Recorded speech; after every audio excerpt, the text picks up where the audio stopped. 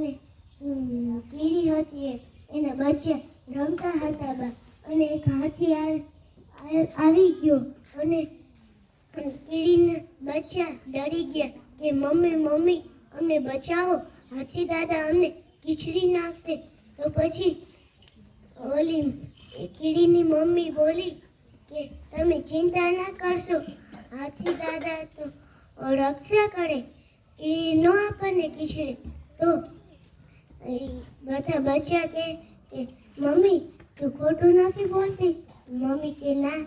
તો પછી હે ને હાથી દાદા નીચે જોવે છે, લે આ તો કીડી બેન બચ્ચા તો નીચે રમે છે, મારે ધ્યાન રાખીને ચાલવું પડશે, નકર આ કીડીના બચ્ચા બધા ખીચડી જશે. તો પછી તે આગા વહી ગયા, જોઈને હાલે છે.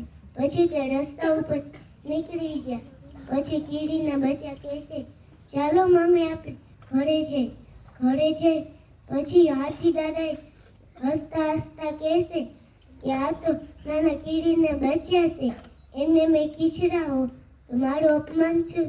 પછી ચાલતા એક કાચીડો મળ્યો. કાચીડા ને અરે હાથીભાઈને બાજવાનું થઈ ગયું કે હાથીભાઈ કે આગો ખસ. તો ઓલો કાચીડોલો બોલ્યો કે નહીં ખસું. તો એમાંથી ઝઘડો થઈ ગયો. તો પછી કાચીડો હે ને એમની સૂંઢ ઉપર બેસી અને કાનમાં ઘૂસી ગયો. તો હાથીભાઈ તે બે ભાન પડી ગયા. પછી કીડી કીધું કે કીડીના બચ્ચા હતા તે મમ્મીને કીધું કીડીને કે મમ્મી અમને ટીવી ચાલુ કરી દો. તો ટીવી ચાલુ કરી દીધી અને બધા લાઈનમાં ગોઠવી ગઈ. પછી ટીવીમાં સમાચાર આવ્યા કે હાથીભાઈના કાનમાં કાચીડોલો ઘૂસી ગયો છે. તો પછી કીડીના બચ્ચા કે મમ્મી કાચીડોલો હાથી ભાઈના કાનમાં ઘૂસી ગયો છે, તો આપણે એમની મદદ કરવા જવું પડશે.